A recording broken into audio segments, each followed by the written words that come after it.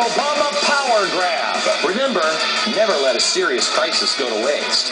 Also, word tonight that tracking every dime of the stimulus money might take a little more time than we thought, and you might want to help out too. It could help, however, if our lawmakers attended the oversight meetings. Oh, wait, they didn't show up at their own meeting. Wait, we have the names. And will going to college mean owing the government for the rest of your life? If you believe this country is great, but there's just too much talk about change and not enough action, or maybe too much change in a direction you weren't expecting, declare yourself a 912er and come on, follow me.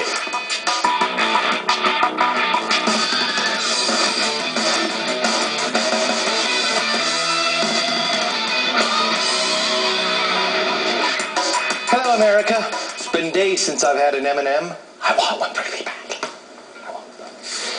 Hello and welcome to the program. Here's the hot list tonight. These are the stories that the mainstream media is covering. An update on this story that just won't go away. The White House now says that they will release a photo from last week's controversial New York flyover of Air Force One. Remember when everybody in New York was like, "Get out of the building, we're all gonna die!" Yeah, they snapped some shots. I hope they were good photos. They caused a lot of panic here in New York and only cost the American taxpayer $328,000. Wouldn't that be great? Just last week they said, photos? What photos? We're not going to release those. Then Fox said, really? Freedom of information. Now they decided they're going to release some of the photos after all. And Senator Arlen Specter is moved to the Democratic Party. Just cost him seniority. Gretch, did you find out he was promised by the Democrats, wasn't he, that he was going to...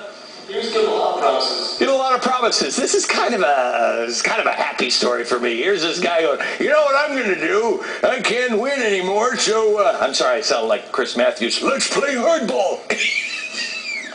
Anyway, here's a 79-year-old guy who is saying, you know what I'm going to do? I'm going to go over, I'm going to be on the other team. And the other team's like, yeah, and you can be the quarterback, too. And then he goes over, and they're like, are you this stupid? You weren't going to be the quarterback. Now he's the junior member on all of his committees, and he'll have to wait in line to ask some of those important questions of the Supreme Court nominees.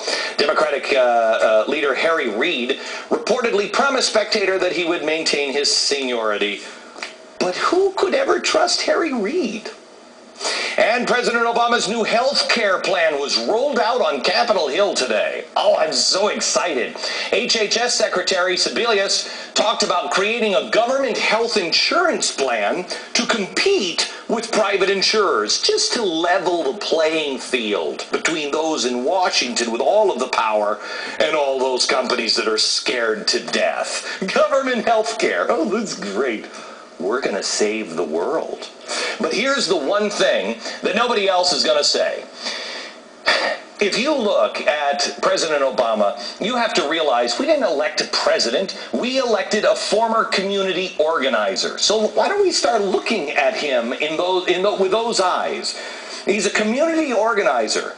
He has helped orchestrate a power grab of industry, energy, healthcare, and taxes. He wants to control it. Let me explain through two stories that are in the news right now. If we understand community organizers, we'll understand Barack Obama. First, community organizers. What do? They organize communities. What, are they all in disarray? Take the Association of Community Organizations for Reform Now, better known as ACORN. ACORN says they are, quote, committed to social and economic justice and to help, quote, those who have historically been locked out become powerful players in our democratic system. Remember, President Obama just said the other day he wants his Supreme Court nominee to have empathy and understand social justice. And that sounds like ACORN, not a justice. They neglect to mention that this is one technique for accomplishing those things. The one technique is fraud. ACORN is facing fraud charges in Nevada, and there's a lot of other states that are getting into that act. Another way is intimidation. How many times have you seen community organizers like Al Sharpton or Jesse Jackson threaten to bring their groups to the streets to bring social justice to anyone they perceive as a threat? who organized the bus tours of the homes of AIG executives so they could protest and scare the daylights out of their kids. It was Acorn. They're not really helping those who have been locked out. It's about helping those that help them. This is a power grab. By including Acorn or groups like them in the stimulus package, we have guaranteed them billions of dollars to buy more votes for the party that helps them the most. Just as this is seed money for the Democratic votes, the auto bailout will help the party flourish for years to come. First, let's take a look at Obama's new car czar, Steve Ratner. You even have any idea who Steve Ratner is? Yeah, me neither. I don't really kind of hang out in the Washington circles. Little looking into Steve Ratner, he was a top Democratic fundraiser. Perfect guy to become the car czar, right? He served as finance chair for the Democratic National Committee from 2001 to 2006. During those years, the DNC raised approximately $600 million. Well, there's a reason to put him in charge of the car czar. He knows how to play the game and work into money and stuff. As any Democratic fundraiser knows, oh my goodness, the auto unions, aren't they huge contributors? In the last election, the United Auto Workers donated over $2 million to the Democrats. 99% of their contributions went to the Democrats. Since 1990, the UAW gave over $25 million to the Democrats. That's also 99% of the contributions. And that's why the Auto Workers Union, who gave overall $67 million, 92% of the Democrats last year. That's why they got such a sweet deal with Chrysler. So how would unions make out with fundraiser turned car czar Ratner? Gee, let me think.